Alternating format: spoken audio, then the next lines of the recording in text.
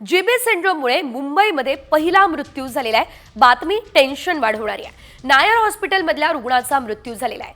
53 वर्षाच्या रुग्णाचा यावेळेस मुंबईमध्ये मृत्यू झाला। राज्यात जीबीएसमुळे आतापर्यंत तब्बल 8 मृत्यू झाले असल्याचं देखील आपल्याला बघायला मिळत आहे।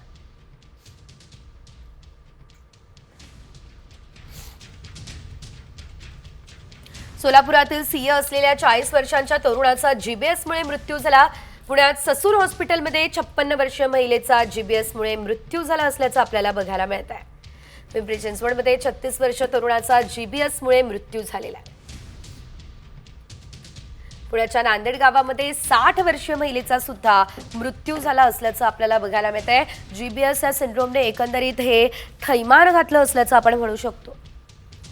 पुण्याच्या धायरीतल्या 60 वर्षाच्या नागरिकाचा पुन्हा हॉस्पिटलमध्ये मृत्यू झाला। पुण्यातील कर्वेनगरमध्ये 63 वर्षीय व्यक्तीचा मृत्यू झाला असल्याचं आपल्याला बघायला मिळत आहे।